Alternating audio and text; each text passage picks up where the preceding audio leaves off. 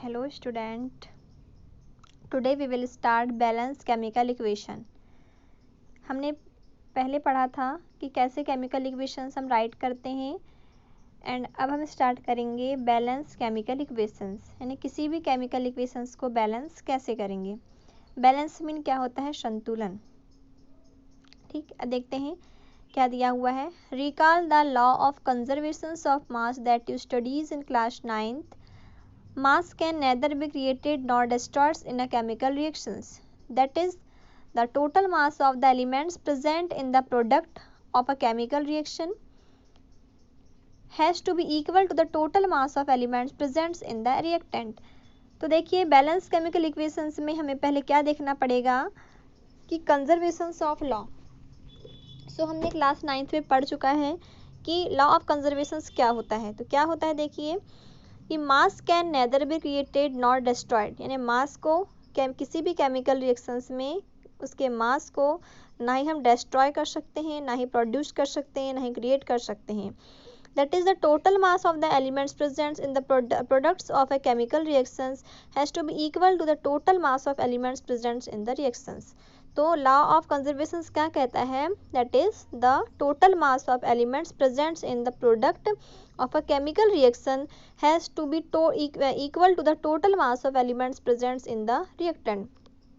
सबसे पहले तो आपको यह रिकॉल होना चाहिए कि रिएक्टेंट क्या होते हैं एंड प्रोडक्ट क्या होते हैं। तो मैंने कल की वीडियो में बताया था कि रिएक्टेंट्स क्या होते हैं, जो रिएक्शन करते हैं एंड रिएक्शंस करने के बाद जो भी हमें मिलता है उससे हम क्या कहते हैं? प्रोडक्ट कहते हैं। जैसे आप नीचे की इक्वेशन में देख रहे हैं Zn plus H2SO4 equal ZnSO4 plus H2। तो यहाँ पर Zn प्लस H2SO4 क्या है? यह क्या कर रहे हैं? दोनों रिएक्शन कर रहे हैं, तो ये क्या कहलाएंगे? हमारे reactant. And ZnSO4 plus H2 ये हमारा रिएक्शंस करने के बाद यह हमें इक्वेशंस मिली है, प्रोडक्ट मिला, तो हम इसे क्या कहेंगे? प्रोडक्ट कहेंगे। सो अब हम पढ़ते हैं लॉ ऑफ कंजर्वेशन क्या कहता है कि हम किसी भी केमिकल इक्वेशंस में उसके मास को ना तो हम क्रिएट कर सकते हैं और ना ही डिस्ट्रॉय कर सकते हैं। अब देखिए एंड इसमें क्या होता है कि किसी भी बैलेंस केमिकल इक्वेशंस में उसमें जो रिएक्टेंट होते हैं तो रिएक्टेंट का टोटल मास किसके इक्वल होता है? प्रोडक्ट के टोटल मास के इक्वल होता है। ठीक है, तो ये है law of conservation of mass. Mass क्या होता है?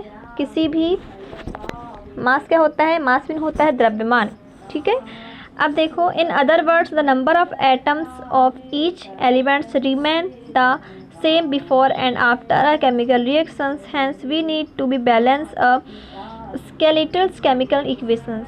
Is the chemical equations 1.2 balanced? Let us learn about balancing a chemical equation step by step. अब देखिए इन अदर वर्ड्स क्या कह रहा है? The number of atoms of each elements remain the same before and after chemical reactions, hence we need to balance. देखिए क्या कह रहा है कि यदि कोई भी इक्वेशन है, यदि उसमें नंबर ऑफ जो एलिमेंट्स हम जो यूज़ करते हैं यदि रिएक्टेंट एंड प्रोडक्ट दोनों में यदि इक्वल हैं तो वह इक्वेशंस क्या कहलाएगी? बैलेंस कहलाएगी, नहीं तो वह अनबैलेंस हो जाएगी। अब यदि यह इक्वेशन अनबैलेंस है इट मीन्स उसमें टोटल नंबर ऑफ एटम्स बोलना चाहिए, एलिमेंट्स जितने हमने यूज़ किए हैं यदि वह रिएक्टेंट और प्रोडक्ट में इक्वल नहीं है तो वह इक्वेशंस क्या कहलाएगी? अनबैलेंस्ड कहलाएगी। अब इस अनबैलेंस्ड इक्वेशंस को बैलेंस करने के लिए कुछ स्टेप दिए हुए हैं, वो हमें सीखना होगा और ये काफ़ी इंपॉर्टेंट है एग्ज़ाम के पॉइंट ऑफ व्यू से। तो इससे आप थोड़ा सीरियसली देखें क्या दिया हुआ है। The word equations for activity 1.3 में बी रिप्रेजेंटेड एज, जैसे यहाँ पर वर्ड इक्वेशन दी हुई है, क्या दी है? Zinc plus sulphuric acid equal zinc sulphate plus hydrogen. तो देखिए ये केमिकल इक्वेशन क्या है? जिंक प्लस सल्फ्यूरिक एसिड और प्रोडक्ट क्या बना है? Zinc sulphide plus hydrogen. The above word equations में be represented by the following chemical equations. तो अब ये जो वर्ड इक्वेशन है इससे हम पहले केमिकल इक्वेशन के रूप में कैसे रिप्रेजेंटेशन करेंगे? देखिए जिंक को हमने Zn राइट किया, सल्फ्यूरिक एसिड यानी H2SO4 and zinc sulphate mean ZnSO4 plus H2। तो ये हमारी हो गई हमारी क्या? Chemical equations. तो सबसे पहले हमें बैलेंस करने से पहले हमें यह चेक करना है कि यह इक्वेशन जो केमिकल इक्वेशन है ये बैलेंस है या अनबैलेंस है। तो हमने क्या देखा था, चेक करने के लिए हम क्या करेंगे, जो हमने जितने भी यहाँ पर एलिमेंट्स लिए हैं, ठीक है, तो वह एलिमेंट्स रिएक्टेंट एंड प्रोडक्ट दोनों में इक्वल कहलाना चाहिए, तो वह इक्वेशंस बैलेंस कहलाएगी, अदरवाइज वह अनबैलेंस कहलाएगी। दैट इज एग्जाम्पल के रूप में हम देखें तो यहाँ पर देखिए Zn plus H2SO4 tends to ZnSO4 plus H2। तो देखिए कौन कौन से एलिमेंट्स यहाँ पे यूज़ हुए हैं, Zn, H यानी हाइड्रोजन, S मीन सल्फर और O मीन ऑक्सीजन। अब देखिए रिएक्टेंट में कितने Zn दिख रहे हैं आपको, ओनली 1 Zn, प्रोडक्ट में भी 1 है, मतलब Zn तो बैलेंस है। हाइड्रोजन की बात करें तो हाइड्रोजन यहाँ पर कितने हैं, रिएक्टेंट में 2 है एंड प्रोडक्ट में भी 2 है, तो हाइड्रोजन भी क्या है, बैलेंस है। अब किसकी बात करें, सल्फ़र की बात करें तो सल्फ़र यहाँ पर देखिए सल्फ़र भी 1 है एंड प्रोडक्ट में भी सल्फ़र 1 ही है, तो यह भी बैलेंस है। ऑक्सीजन देखिए तो ऑक्सीजन भी यहाँ पर 4 है एंड प्रोडक्ट में भी ऑक्सीजन क्या है, 4 है, तो यह भी क्या हो जाएगा, बैलेंस हो जाएगा, ठीक है। तो ये इक्वेशन कैसी है, हमारी बैलेंस इक्वेशन है, तो हमें इसे बैलेंस करने की रिक्वायरमेंट है ही नहीं है। तो जो मैंने बताया वही चीज़ यहाँ पर दी हुई है, देखिए elements, number of atoms of reactant, number of atoms of product, है ना। तो ये दोनों कैसे इक्वल दिख रहे हैं आपको, तो as a number of atom of each elements is the same on both side of the arrow is balance chemical equations. अब देखिए नंबर ऑफ एलिमेंट्स एरो के दोनों साइड में, लेफ्ट हैंड साइड और राइट हैंड साइड में, दोनों में यदि नंबर ऑफ एलिमेंट्स इक्वल है तो वह इक्वेशन कैसी है, बैलेंस इक्वेशन है। तो सो ये इक्वेशन क्या कहलाएगी, हमारी बैलेंस इक्वेशन कहलाएगी, ठीक। Let us try to balance the following chemical equations. अब यहाँ पर कुछ इक्वेशंस दी है जो अनबैलेंस है, उसे हमें बैलेंस करना है। तो बैलेंस हमें कैसे करना है, उसके लिए हमें यहाँ पे 4 स्टेप दिए हुए हैं। तो देखिए पहले आप इक्वेशन देखिए, Fe plus H2O tends to Fe3O4 plus H2। तो क्या यह बैलेंस इक्वेशन है, तो आइए यहाँ चेक करते हैं। देखिए Fe स्टार्टिंग में देख लीजिए, Fe रिएक्टेंट में ओनली 1 एलिमेंट्स एंड प्रोडक्ट में Fe3 मतलब 3 एलिमेंट्स है, तो जाहिर सी बात है ये अनबैलेंस इक्वेशन है, ठीक है। तो अब हम इसे बैलेंस कैसे करेंगे, तो इसके यहाँ पर स्टेप दिए हुए हैं। तो आइए देखें स्टेप नंबर फर्स्ट। तो देखिए स्टेप नंबर फर्स्ट में क्या दिया है, To balance a chemical equation, first draw boxes around each formula. Do not change anything inside the boxes while balancing the equation. Step number first में हमें क्या करना है, To balance a chemical equation, first draw boxes around each formula. सबसे पहला step हमें यह करना है कि हमें सारे जो हमारे जो फॉर्मूलेज बन रहे हैं एलिमेंट्स के, जैसे Fe, H2O, Fe3O4, H2, तो इन्हें हमें बॉक्स के अंदर मतलब इनमें हमें एक बॉक्स बना देना है। जैसे कि आप यहाँ पे देख रहे हैं ये बॉक्स बनाया है ना, Fe में, H2O में, Fe3O4 में प्लस H2 में, ठीक है। तो ये बॉक्स बना है। अब देखिए स्टेप ये हो गया हमारा फर्स्ट स्टेप। तो आई थिंक ये फर्स्ट स्टेप तो आप सभी को समझ में आया। अब देखते हैं हम step number second. Step number second में क्या दिया है, list the number of atom different elements presents in the unbalance equations. Step number 2 में क्या दिया है, list the number of atoms of different elements presents in the unbalance equations. तो step number 2 हमें क्या करना है, हमें लिस्ट बनाना है किसकी, नंबर ऑफ एटम्स की, जो रिएक्टेंट में है एंड प्रोडक्ट में है। तो देख सकते हैं आप यहाँ पर कैसे रिप्रेजेंट किया है, कैसे का टेबल बनाया है। एलिमेंट्स क्या क्या हमारे Fe है, हाइड्रोजन है, ऑक्सीजन है, फिर number of atoms in reactant. Reactant में हमें कहाँ देखना है, ये यहाँ देखना है रिएक्टेंट, सॉरी ये देखिए ना। तो रिएक्टेंट हमें कहाँ देखना, देखिए ये दिया हुआ है आपको Fe प्लस H2, ये हमारा रिएक्टेंट है। तो रिएक्टेंट में Fe कितना दिया हुआ है, ओनली 1 एलिमेंट्स है। H हाइड्रोजन कितने दिए हुए हैं, 2 एलिमेंट्स हैं। ऑक्सीजन कितना दिया है, 1 एलिमेंट्स हैं। इसी प्रकार number of atoms in product, product में देखिए क्या है हमारा प्रोडक्ट, क्या है हमारा Fe3O4 प्लस H2। तो Fe कितना है, प्रोडक्ट में 3 है, तो यहाँ पे 3 राइट किया हमने। ऑक्सीजन कितना है, 4 है, तो 4 राइट किया हमने। हाइड्रोजन कितना है, 2 है, तो 2 राइट किया। अब आप मैच कीजिए कि आयरन देखिए इसमें 1 है, इसमें 3 है, हाइड्रोजन इसमें 2 है, इसमें 2 है, एंड ऑक्सीजन इसमें 1 इसमें 4 है, मतलब ये कैसी इक्वेशन है, अनबैलेंस।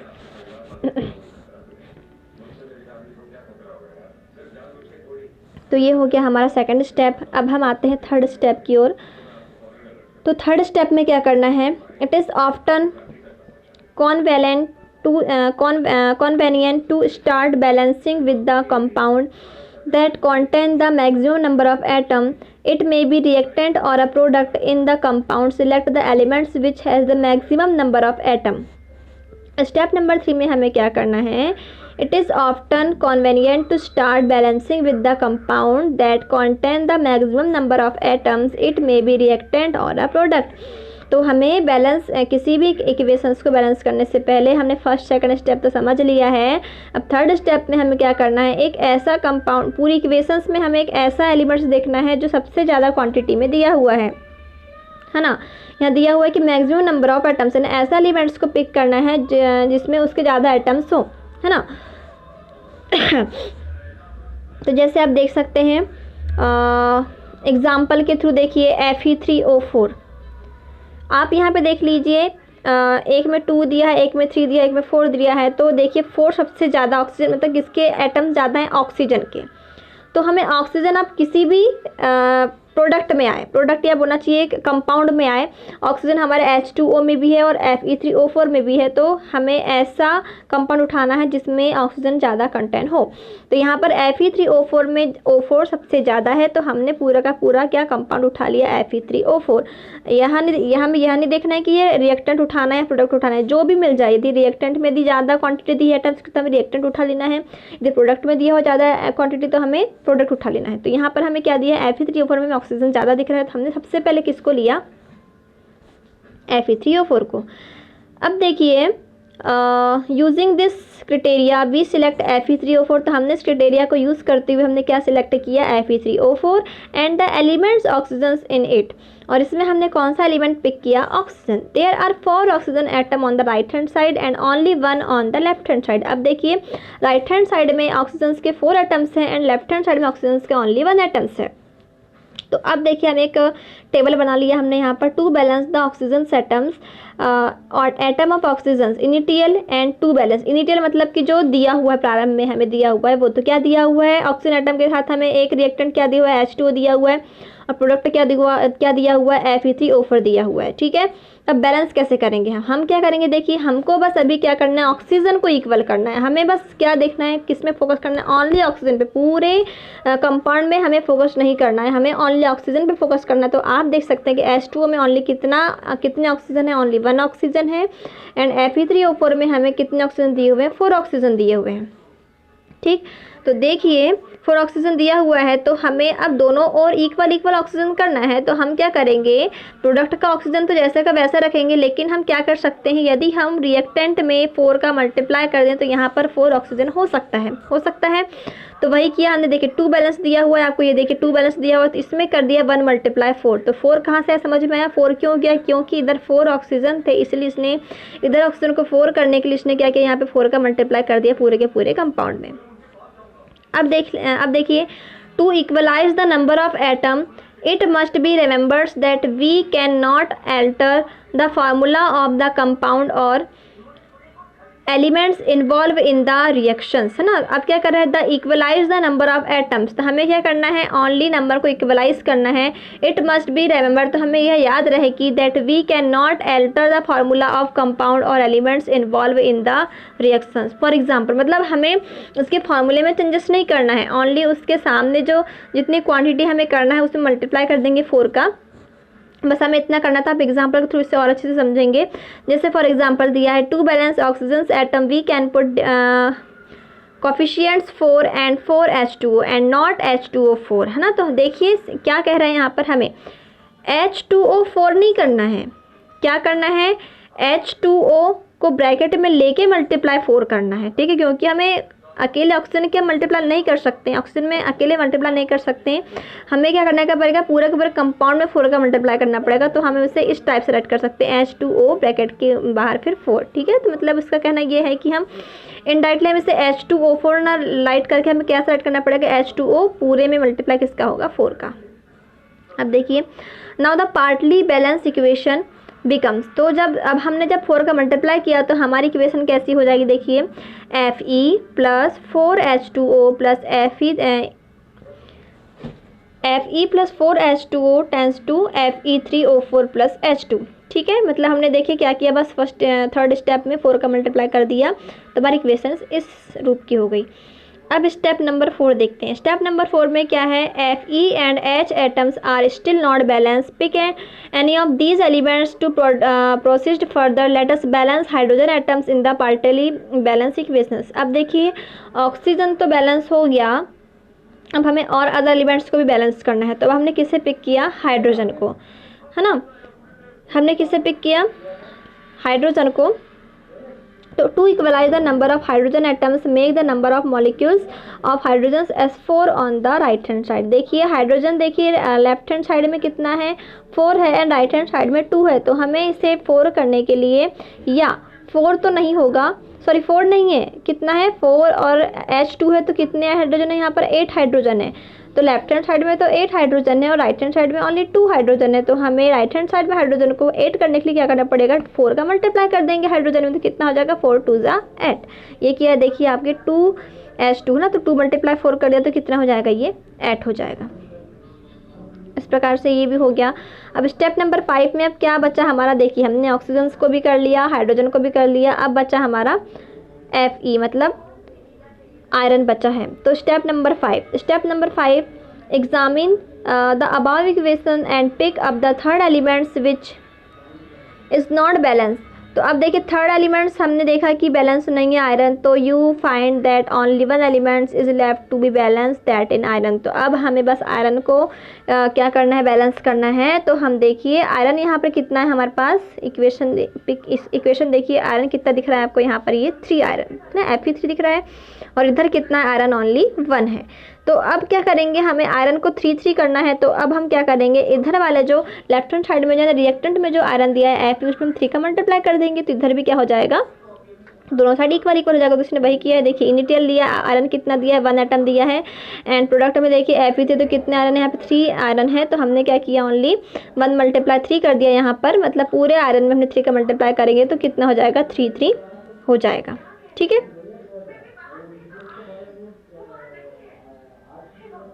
इस प्रकार से to equalize we take there atoms. इस प्रकार से हमने क्या किया, सारे एलिमेंट्स को हमने इक्वलाइज कर लिया, और इक्वेशंस हमारी क्या बनती है, देखिए स्टेप नंबर 6 में हमने पूरे इक्वेशंस को राइट किया। क्या बने हमारी equation, 3Fe + 4H2O tends to Fe3O4 + 4H2। तो ये हो गई हमारी पूरी बैलेंस इक्वेशन। आप चेक कर सकते हैं, चेक कैसे करेंगे आप, रिएक्टेंट में आपको जितने एलिमेंट्स दिख रहे हैं और प्रोडक्ट में आपको जितने एलिमेंट्स दिख रहे हैं, तो सारे, यानी कि रिएक्टेंट में यदि ऑक्सीजन आ रहा है तो जितने एटम्स किसके आएंगे, रिएक्टेंट में आएंगे ऑक्सीजन के, उतने ही एटम्स प्रोडक्ट में भी ऑक्सीजन के आने चाहिए, तो वह इक्वेशन, तो वह ऑक्सीजन बैलेंस कहलाएगा। इस प्रकार आप सारे एलिमेंट्स को चेक करिए, यदि सारे एलिमेंट्स रिएक्टेंट एंड प्रोडक्ट में सारे के एटम यदि इक्वल आ रहे हैं, तो आप कह सकते हैं कि इक्वेशंस कैसी है, बैलेंस इक्वेशन है।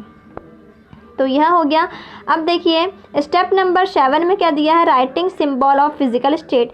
और एक चीज़ इसमें अब हमें 7th स्टेप में क्या करना है, सिंबल। फिजिकल स्टेप क्या होती है, carefully examine the above balance equation 1.9. Does the equations tell us anything about the physical state of each reactant and product? No information has been given the equations about their physical state. अब देखिए मैं इसे अपनी language बता देती हूँ। यदि हम लोग प्रैक्टिकल करते हैं, प्रैक्टिकल करने के लिए यदि हमने, चलो हमने यही इक्वेशन उठाया, Fe + 4H2O tends to Fe3O4 + 4H2, ठीक है, इक्वेशन है। हमें से इक्वेशंस को उनकी स्टेज राइट करना है। तो हमने यदि बोलना चाहिए प्रैक्टिकल रूम में अपने क्या लिया हमने, Fe यानी आयरन लिया। यदि हम आयरन का लिक्विड ले रहे हैं तो हम उसे लिक्विड फॉर्म में राइट करेंगे।